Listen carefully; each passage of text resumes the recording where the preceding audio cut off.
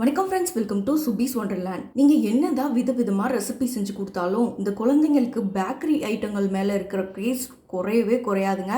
வீட்டில் bakery item செஞ்சு தர சொல்லி ரொம்ப தொல்லை பண்ணுவாங்க. குழந்தைங்க கேட்டு நம்ம செய்யாமல் இருக்க முடியுமாங்க? அதனால தான் இன்னைக்கு நம்ம டோனட் ரெசிபி செய்ய போகிறோம். வாங்க ஃப்ரெண்ட்ஸ், இந்த ரெசிபி எப்படி பண்ணலாங்கிறத பார்க்கலாம். ஃபர்ஸ்ட் இந்த ரெசிபி செய்யறதுக்கு ஒரு பவுலில் 120 கிராம் அளவுக்கு பால் ஆட் பண்ணிக்கிறேன். 2 டேபிள் ஸ்பூன் அளவுக்கு சர்க்கரை ஆட் பண்ணிக்கிறேன். 1.5 டேபிள் ஸ்பூன் அளவுக்கு ஈஸ்ட் சேர்த்துக்கிறேன். ஒரு பிஞ்ச் அளவுக்கு சால்ட் ஆட் பண்ணிக்கிறேன். இப்போ இதை நல்லா மிக்ஸ் பண்ணி விட்டுக்கலாம்.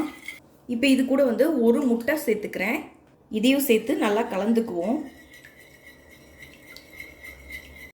இப்போ ஒரு 300 கிராம் அளவுக்கு மைதா ஆட் பண்ணிக்கிறேன்.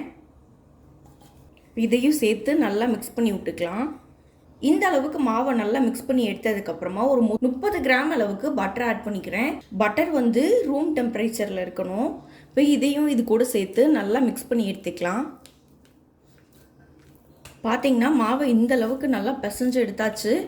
இப்போ ஒரு மூடி போட்டு மூடி 1-2 மணி நேரம் இதை நல்லா ஊற வச்சு எடுத்துக்கலாம். பாருங்க, 1.25 மணி நேரத்திலேயே நல்லா எலும்பி வந்துடுச்சு. இப்போ இந்த மாவை நல்லா பிசைஞ்சு எடுத்துக்குவோம். இப்போ மாவை நல்லா இந்த அளவுக்கு பிசைஞ்சு எடுத்துக்கணும்.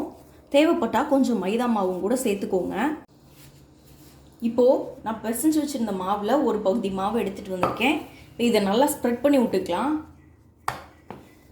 இப்போ இந்த மாதிரி ஒரு கிண்ணத்தை எடுத்துகிட்டு நம்ம இந்த மாவில் தனியாக கட் பண்ணி எடுத்துக்குவோம். மீதி இருக்க மாவெல்லாம் தனியாக எடுத்துக்கலாம். இப்போ இந்த சென்டர் பகுதி நம்ம ரவுண்ட் பண்ணுறதுக்காக ஒரு சின்ன மூடி எடுத்திருக்கேன். அதை வச்சு ஒரு சின்ன ஹோல் போட்டுக்குவோம்.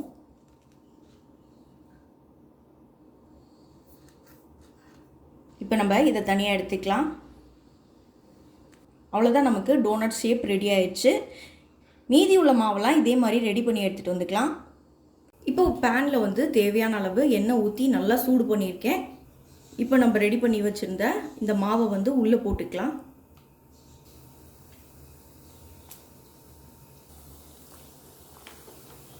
ஒரு மீடியம் ஃப்ளேம்லேயே வச்சு நல்லா ஃப்ரை பண்ணிக்குவோம்.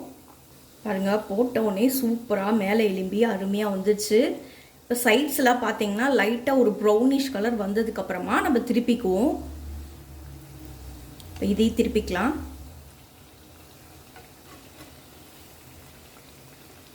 இப்போ 2 பக்கமும் சூப்பராக ஃப்ரை ஆயிடுச்சு, எடுத்துக்கிறேன். இதே மாதிரி மீதி உள்ள டோனட்லாம் ஃப்ரை பண்ணி எடுத்துகிட்டு வந்துக்குவோம். அவ்வளோதாங்க, நமக்கு சூப்பரான டோனட் அருமையாக ரெடி ஆயிடுச்சு. இந்த ரெசிபி உங்களுக்கு பிடிச்சிச்சுன்னா எங்கள் சேனலை லைக் பண்ணுங்கள், ஷேர் பண்ணுங்கள், சப்ஸ்கிரைப் பண்ணுங்கள். மீண்டும் இன்னொரு நல்ல ரெசிபியோடு உங்களை மீட் பண்ணுறேன். அதுவரை உங்களிடமிருந்து விடைபெறுவது சுபீஸ் ஒண்டர்லேண்ட். தேங்க்யூ.